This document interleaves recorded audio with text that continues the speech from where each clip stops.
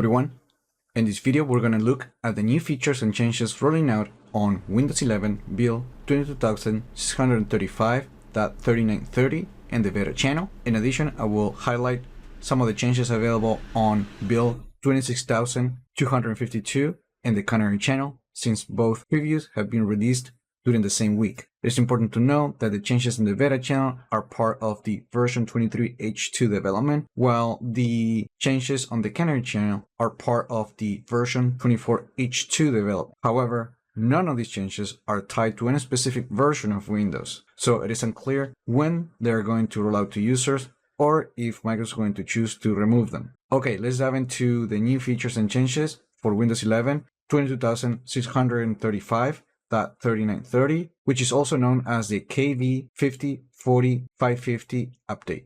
Or please subscribe to the channel and click the like button to help YouTube show this video to more people. It doesn't cost anything and you will be in the channel and supporting my work. Starting with this update, you're going to notice that you can now show a shorter version for the date and time and the clock for the system tray. For example, you can see the hours and minutes without the annotation for AM or PM, and you will be able to show just the month and date instead of the date, month, and year. You can also choose to hide the notifications bell icon, and to access the notifications from the system tray, you can now click the clock, and that will bring up not only the calendar, but also the notifications panel. This is not the new default settings. Instead, it's something that you have to configure on the desktop. And for that, you need to go to settings. And to do that, go to start, then on settings. Then we go to time and language. And here, you're going to see that now the show time and date in the system tray setting has been updated. So you can now click it, and that will give you two options right now. And the first one, which is this one right here, that allows you to show a shorter format for the time and date. I just clear the option and we can get the standard format for the clock. But if you click that, you will see that now we have a shorter version. Also, you can now show seconds in the system tray. This is not a new option, but it was previously located on the taskbar settings page and now has been moved to this page. And as you can see, if we click that, now we have seconds showing on the system tray. Just remember that this option will use more power because you have to refresh the screen more often. If we go to System, and then we go to Notifications, and then we open the Notifications settings, we're now going to see a new option that allows us to show or hide the notification bell icon for the system tray. And you can do that with this option right here. And as you can see, if we turn that on, we see the bell icon. And if we clear that, now the bell icon is gone. As a result of these changes, if we go to personalization and then we go to the taskbar page, we're going to see that we have a new related settings section that gives us some entry points to the date and time settings and notifications and actions.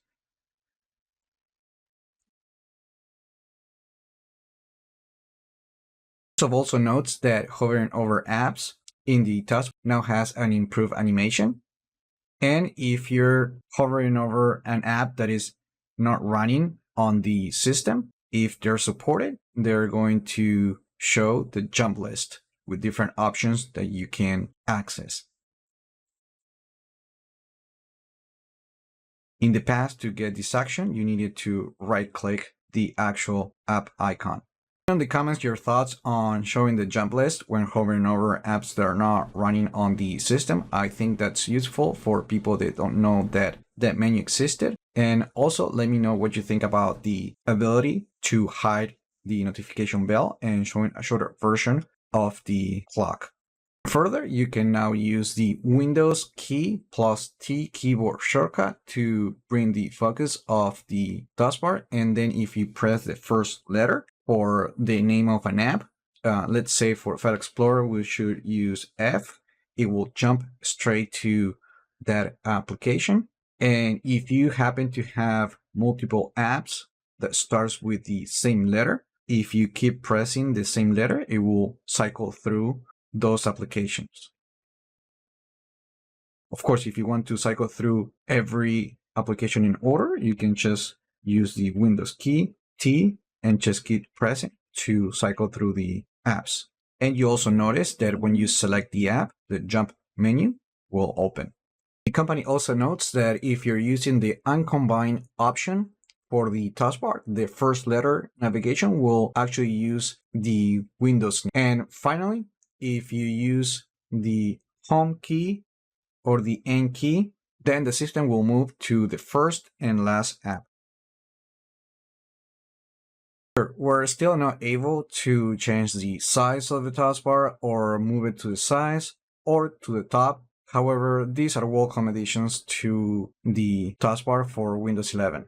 Starting with this update, devices that include an NPU will have access to the Windows Studio effects from the system tray with this new icon, and the icon will appear for applications that have the Studio effects support. And Microsoft says that the quick settings flyer will continue to include the Studio effects settings just like before.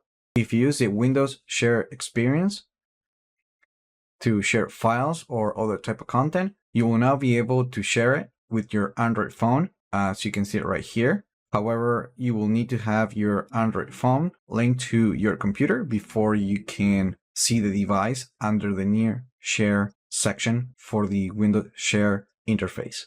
Finally, Windows 11 build 22635.3930 also improved the performance of Narrator scan mode, and the System Info app will now match the text size preference when changing the text size from the settings app. Let me show you that if we open the System Information app and then we go to settings, accessibility, then we go to the text size setting. If we change that, now we can see that the System Information app will follow the text settings. If we go to the Start menu and then we go to All Apps, we're going to find that Microsoft is working on a new setting or drop-down menu that allows us to change the view for the apps on this page. This has been discovered and it's not part of the official release. And once you enable it, it kind of like still doesn't work. Let me see if I can open the menu, and we can see that we have three different that we can use: alphabetical order, we can use a grid, or we can sort all the apps in category. So this is the default view. And as you can see, trying to like click this to like get the menu open.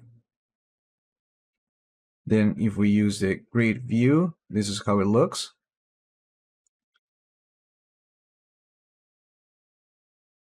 And then category shows like this. Let me know what you think about this particular feature that Microsoft plans to integrate into the Start menu.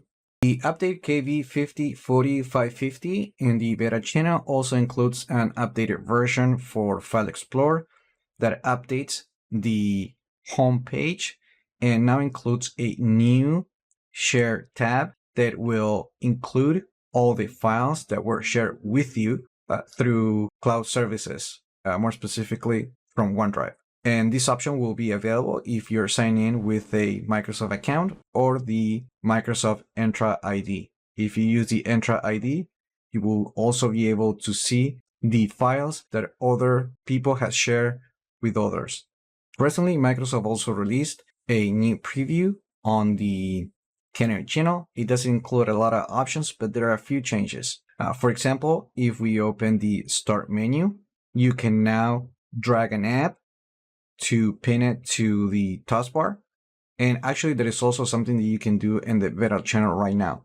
If we switch back and we go to the Start menu, and then let me just grab this app and drag it over to the taskbar, we can also pin that in there. So if we go to the About page from the Settings app, we're going to see under Windows specifications that Microsoft is including a new evaluation expires on setting that will tell you when the preview that you have installed on the computer will expire. And finally, if we lock the device, the lock screen will now show the weather information, but as you can see, something happened. I haven't touched the keyboard or the mouse and the computer went straight to the lock screen. Let me just lock the device again. But you can see really quick that we have the weather widget, but I guess there is a bug on this particular build. So if you don't like to see the weather on the lock screen, you can go to settings, personalization, and then go to lock screen and make sure to select the none option for the lock screen status. That's it. Those are the new improvements that Microsoft is rolling out with Windows 11 build 22,635.3930 and the beta channel, which is also known as the update KB5040.550, and also for Windows 11 build 26,252 and the Canary channel. Remember to like the video, leave your comments, subscribe to the channel if you haven't done that yet, and I just hope this video was informative for you, and I would like to thank you for viewing.